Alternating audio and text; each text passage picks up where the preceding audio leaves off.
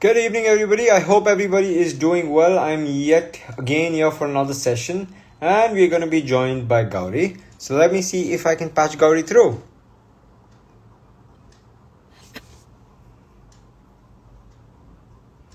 Okay, I see Gauri. Let me send her an invite. And there goes. I hope everybody is doing well and everybody is gearing up for the weekend. And Gauri, we have you again. How are you doing, Gauri? I'm doing well. How are you? Thank you for having me again. Oh, we are most happy to have you. So, guys, this is Gauri and Hustling Muscles signing in. So, as you all are very much aware, today we're talking about a very important topic. But before that, let's ask Gauri. Again, a lot of people ask Gauri. Everybody wants to know the secret to your glow, Gauri. You're glowing, day by day, day by day. Now, everybody wants to know what's the special secret? Is there some, you know, very secret beauty parlor you're going to, or some special creams that you're using that you're always ever glowing? So, the people out there want to know that. Oh my gosh, Pratik, you love to put me on a spot, don't you?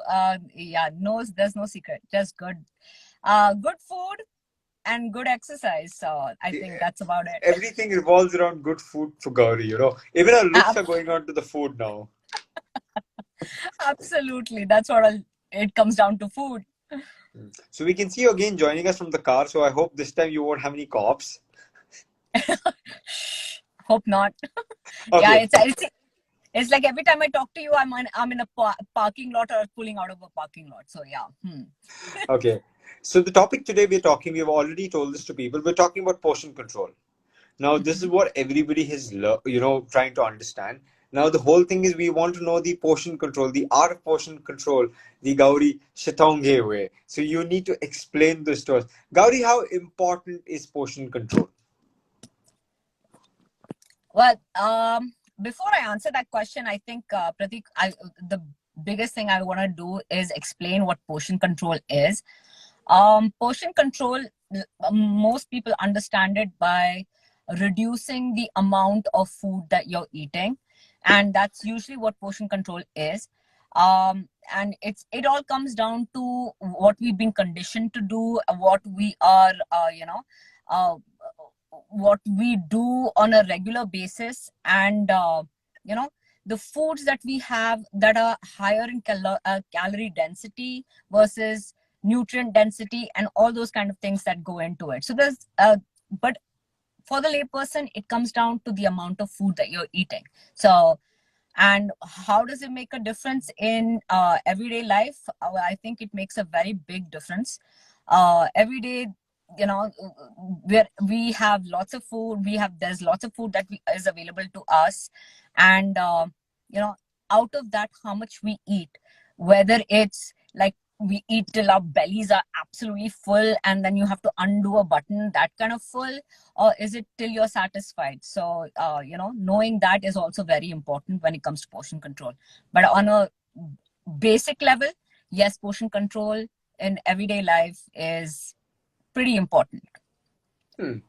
Okay, tell me one more thing. Okay, now how much of a challenge do you have for portion controls with your, clients? I know you had this thing with me. You had this entire showdown where I was in this binge eating biscuits, especially before bedtime, even after I started losing weight, everything. But I was not giving up my bedtime biscuits, and I was binging packets and packets and packets. It took you a lot of convincing, a lot of brainwashing, a lot of trying to explain. No, no, no. How much do you find this off with clients? With all your clients, the binge eating, the convincing part. Trying to explain to them how to come out. How do you do the portion control magic with them?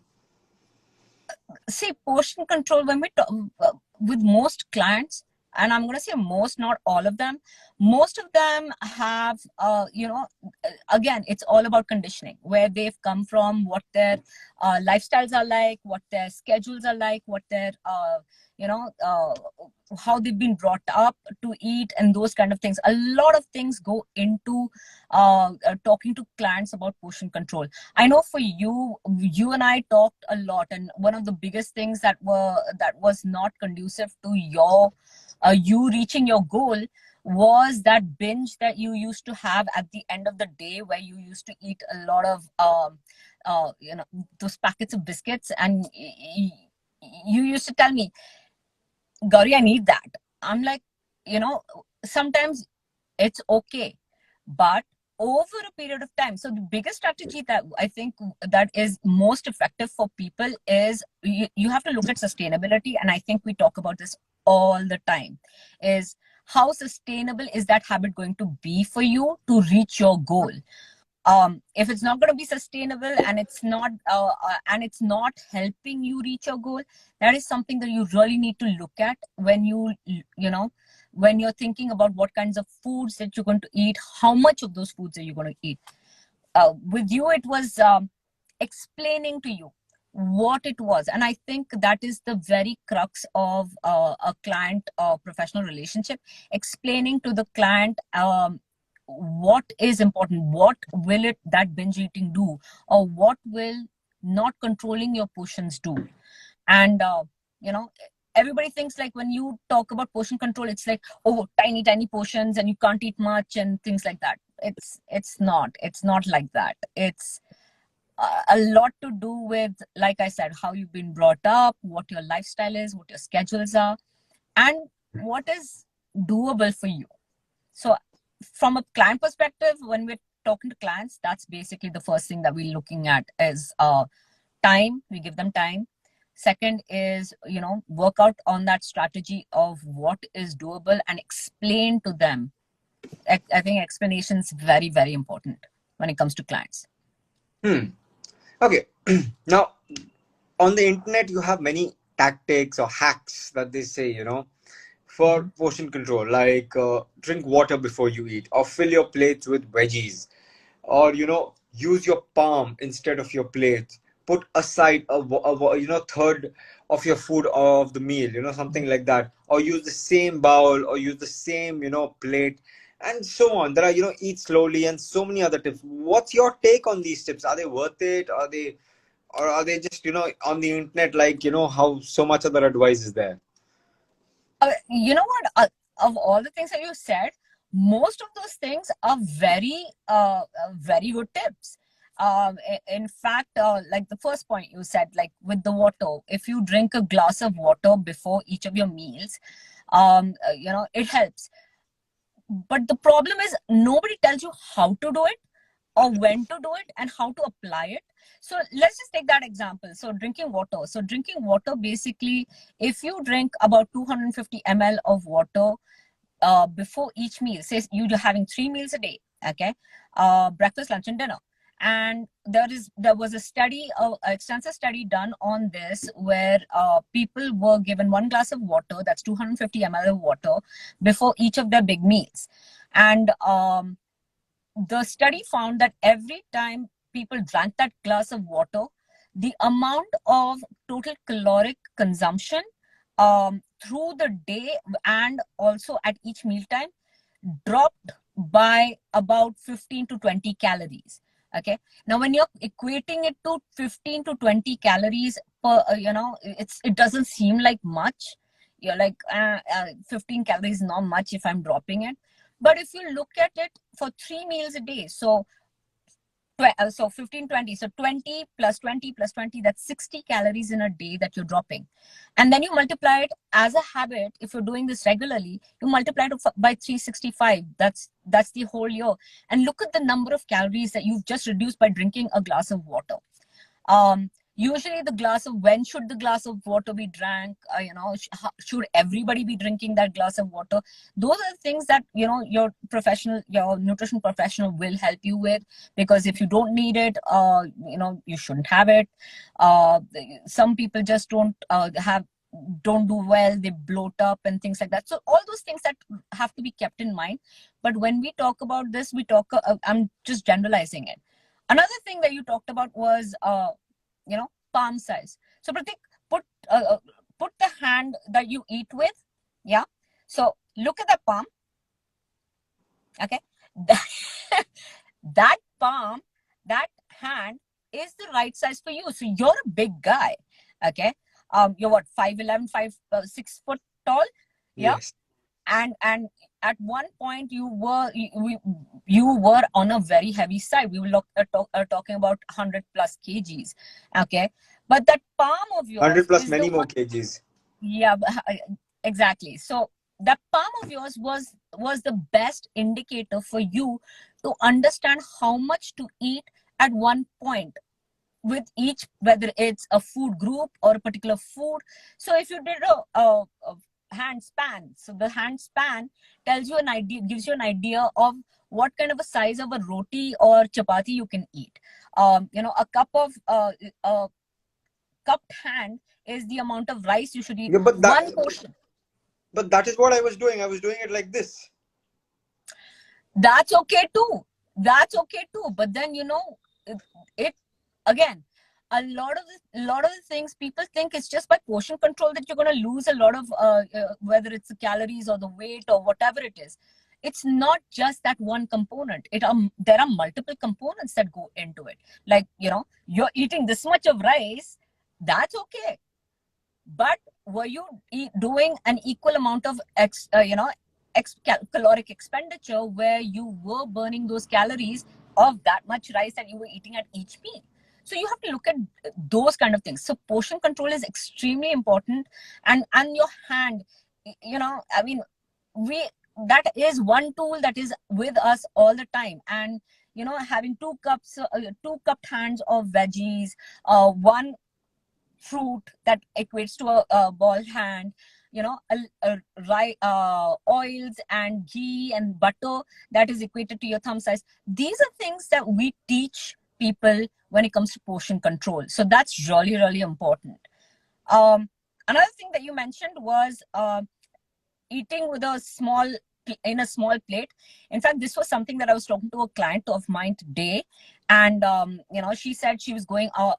This is something that you can apply to buffets, and I love this thing. So if you're eating, instead of taking the bigger dinner plates, try getting the smaller plates, the quarter plates, and the tablespoon is a fantastic tool to be able to eat everything there is on a buffet and still not overdo your calories. But So when I go for a buffet, the one big plate is not enough for me. I usually come back with two plates.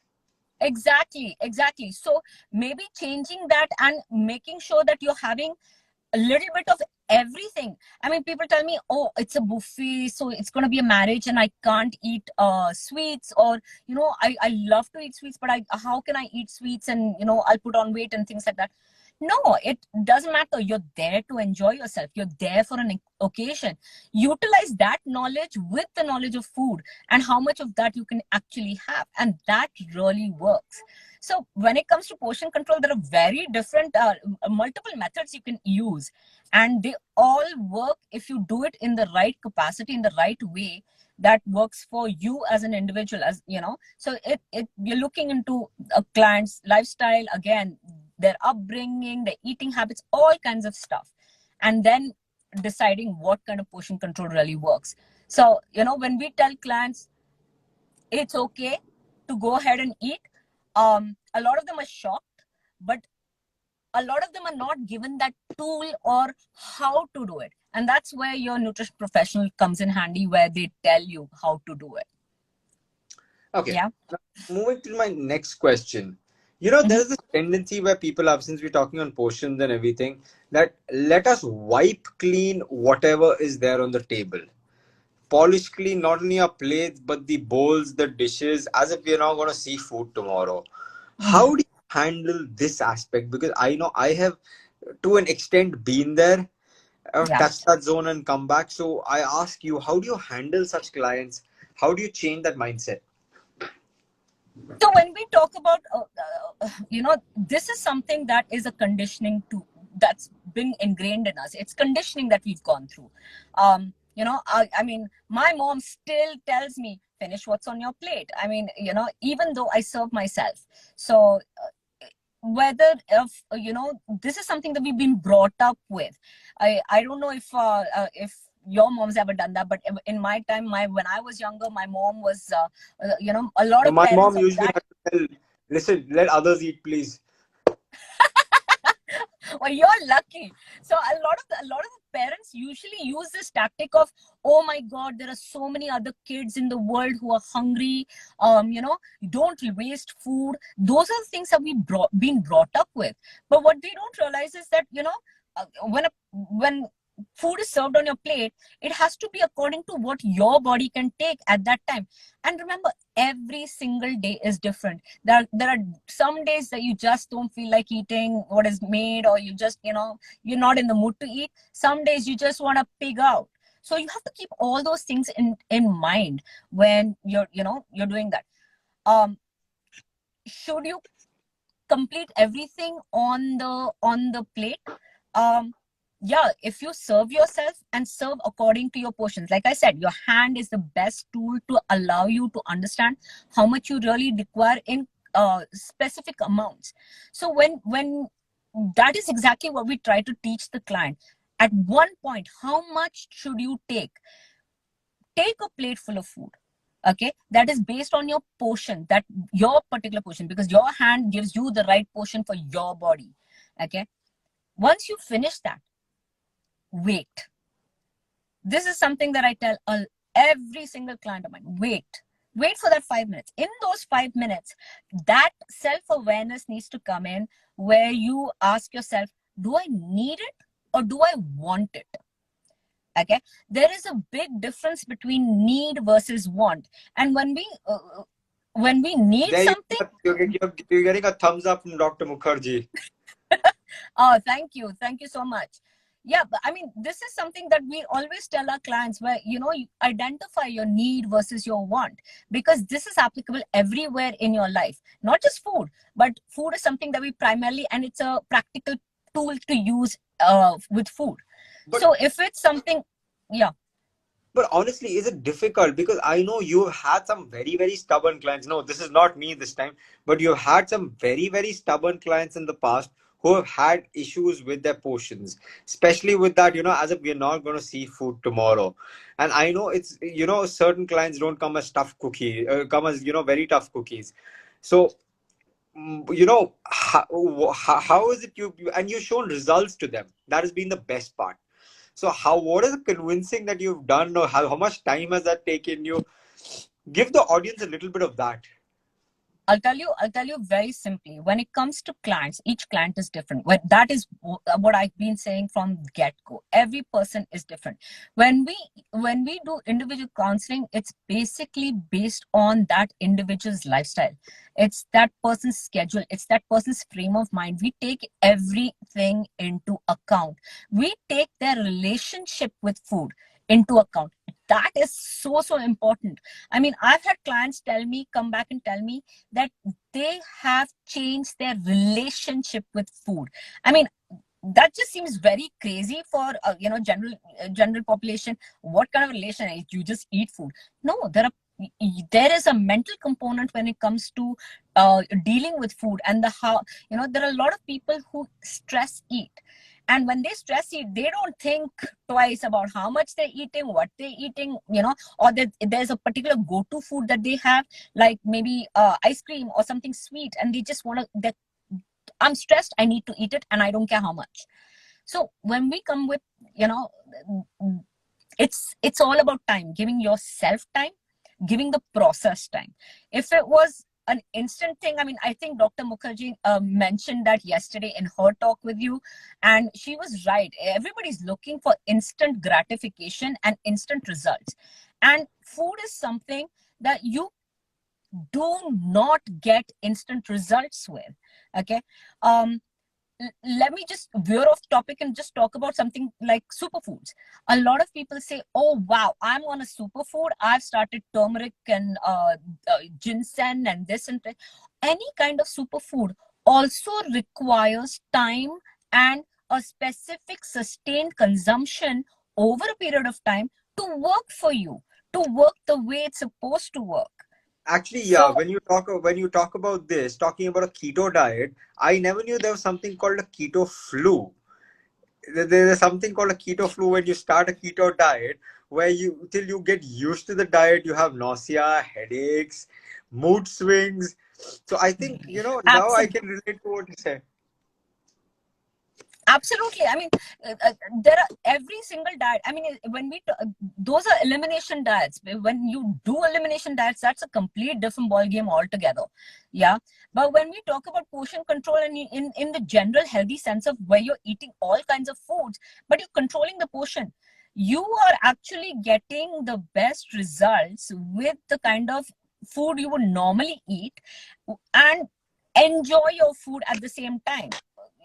That little thing about using your tablespoon to you as a serving tool, that controls your portion, but your ability to enjoy everything at the table is expanded. So that's what you're looking at when we talk about So portion that's control. great. So that's great advice going out to people. Now, moving on to the next question. I've Mm-hmm. seen as people grow older, okay, their portion size also tends to start growing.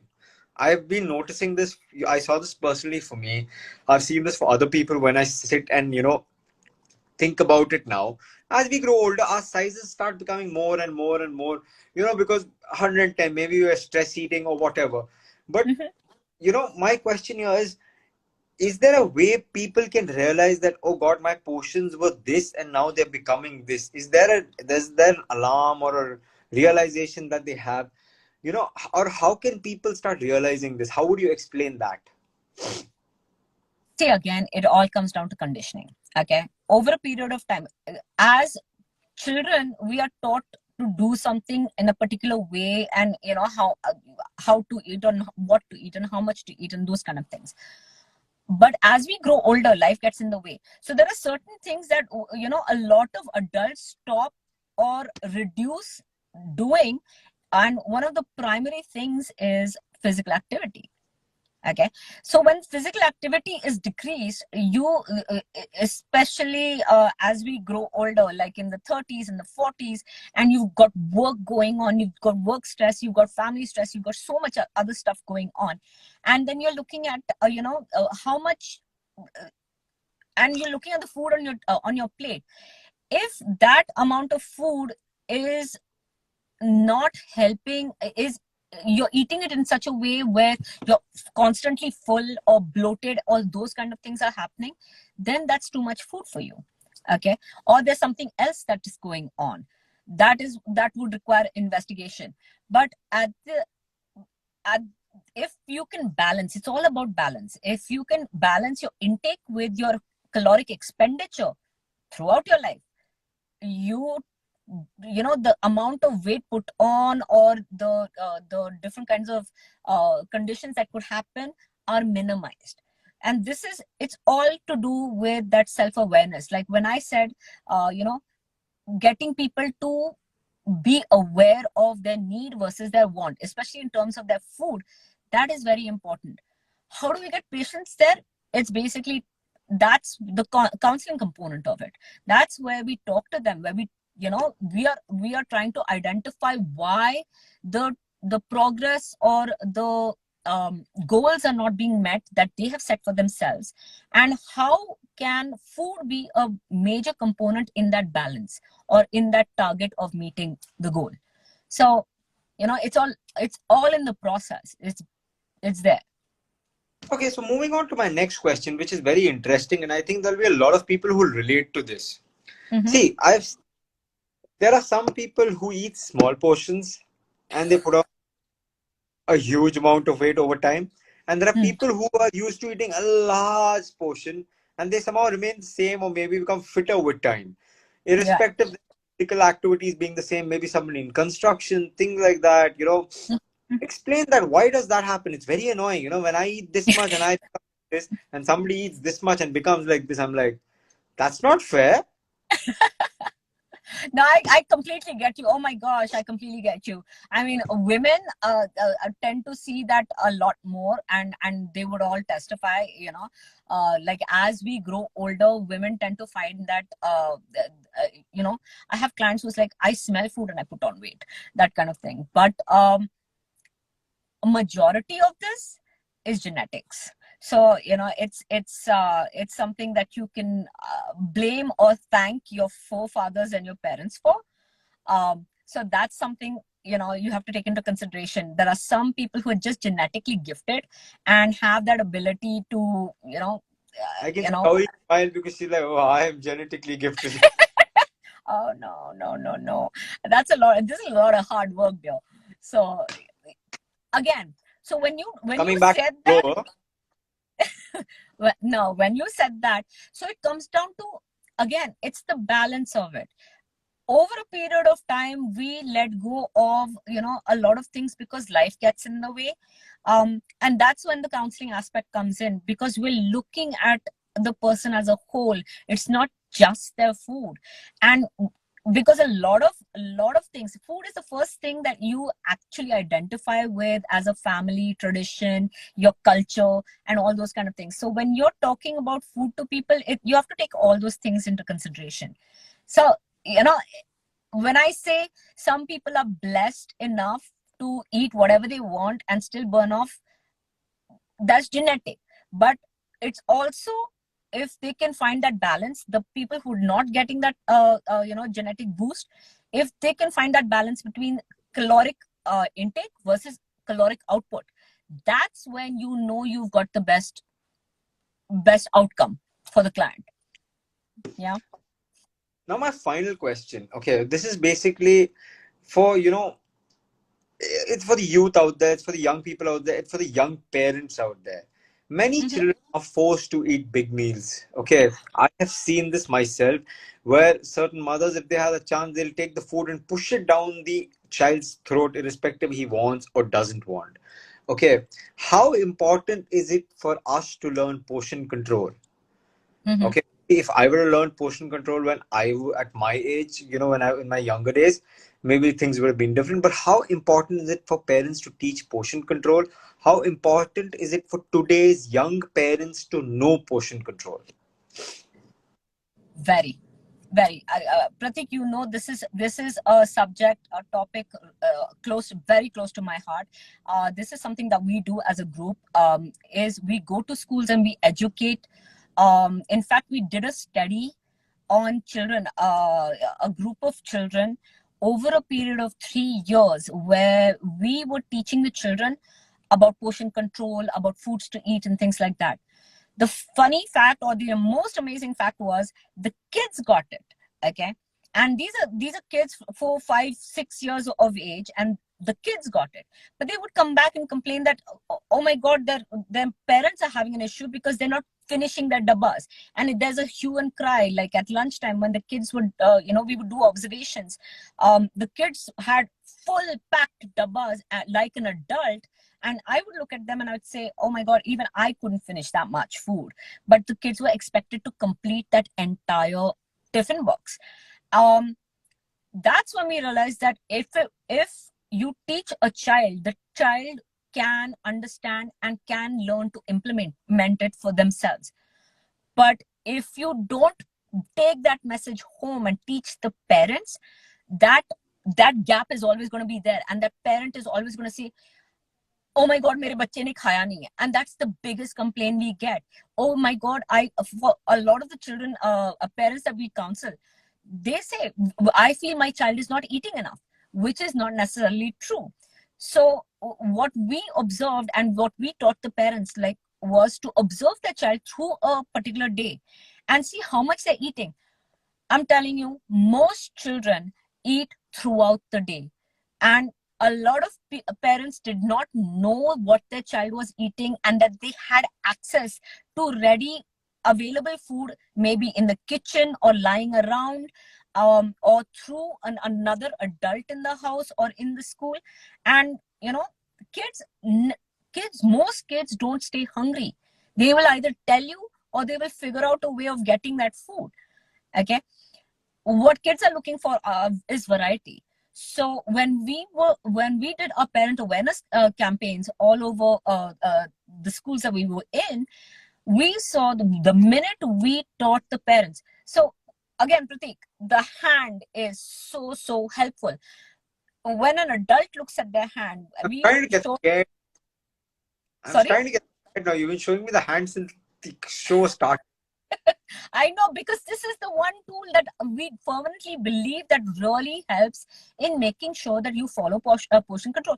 When you look at your own hand, and if you look at a child's hand, we showed parents the difference, and most of them were so zapped because they were like, oh my gosh, my child's hand is half, and we expect them to eat adult portions. Like, a lot of parents wanted their children to have the same amount of food that they were having. So, which is counterintuitive because kids' stomachs are tiny, like literally this, uh, according to their hand size. So, that is one of the biggest take homes from that project that we did, and the pilot studies that we've done, is parents need to be taught how much, and parents need to be taught what kind of foods to be made available to the child that the child can readily grab and eat on their own. And children really do fantastic jobs by themselves. It's amazing. And this is something that we, as our Juvenate group, really do believe in, and we really push this nutrition education for parents, children, and teachers. So even teachers understand that in the classroom, when the child is eating, they don't necessarily have to be forced. Sometimes, especially in the school arena, where children bring their own food, and they're looking at their classmates' food, and then they say, oh my gosh, look at, they've got something more interesting, and they're sharing their dabba. Nobody takes that into account. So all these little things add up to the thing. Again, it all comes down to conditioning. How our parents condition us is what we push on to our children, and I think that really needs to change. See, this whole dabba finishing system during my days when I was in school was never a problem, because when my friends couldn't finish their lunch, I would eat it for them. Absolutely. Same So here. this is Same here. so Same this here. is an honest story, you know. I finished lunch for so many of my friends for like 3-4 years continuously. And I don't know if they're seeing or no, will they see this later, but I should send them this video. I think they'll realize the time. So, you know, we didn't have this trouble. You won't have this trouble when you have people like me in the classroom. Absolutely. I'm guilty of the same thing. You know me, I love food. And when I was younger, I used to finish off at least 3-4 different people's foods if they didn't want it. And that's what parents have to understand, how we pressurize children into, eating what they need to eat, not need to eat, and how much they need to eat. Pratik, the entire premise of the study that we did, we realized that we are, and it's not just here, it's everywhere in the world. Okay. And one of the biggest things that we realized with this study was we are setting up our children to overeat, and to become the next generation of possibly overweight or obese individuals, and who could definitely have lifestyle diseases as they grow older into adulthood. And that's not a good thing.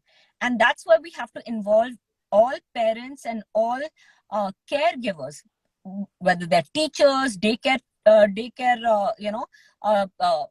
attendants, and things like that. People like that, we have to educate them to make them understand that children don't need to be forced to eat unless they have specific conditions, and those are different things altogether. So, basically, if you want your child to eat and be healthy, teach them how, show them how, don't force them. So that's great advice going to young parents. I think we have shared a lot of knowledge today. You know, we've given a lot of knowledge on portion control. The our portion control, the Gauri Shitonge way. Now, any line to end it, Gauri. Mm-hmm. See, at the end of the day, as an individual, you have to know what is right for you. If you are in doubt, ask. Always ask a professional who knows how to. Those little tips really go a long way. Something that is sustainable. Be able to use your portion control to enjoy your food. I think that beyond anything else is very, very important, because food is something that we all relate to, and that's one thing that we all do from the day we are born to the day we die. Food is something that we all can relate to, and why not enjoy it? But understanding what works for me may not work for you. So that is very important. And like I said, the hand is the perfect tool to know how much you need to eat, and that's where your portion control comes into play. So we've Yeah. had the topic today absolutely going everywhere. So guys, you have a lot of information today. We at Fitness Performance India are helping you with any of your fitness, nutrition, physiotherapy, any of your needs. We are there for you. You have any questions, you have any queries, DM us. You can DM me, you can DM Gauri. Let be the silliest of things, we are there to answer. No question is a bad question, like no food is a bad food, we say. And since we've been talking on food and everything, enjoy everything that is there. There are amazing food items there. Like Gauri likes all the fancy food. I like all the desi food, as we always like the sushis and the steaks and etc. And I'm the more of the kebabs and pani puri and bhel puri sort of guy. So enjoy the food. Like I always like to tell people, you know, God, I will be good till you keep giving me food. So life is very much like that, so we should sing it like that. So we should sign off now. Thank you so much, Gauri, for your time. You've given a lot Thank of you. knowledge out today. I hope people you enjoy this video. If you enjoy the video, do like it, do share it with your friends, and do Mhm. watch it. This will be uploaded on the channel. So guys, thank you so much. This is Gauri and Hustling Muscles signing off. We will be back next week again with a different topic, with a different subject. Thank you, guys. It was an amazing talk, Gauri. Thank you so much. Thank you.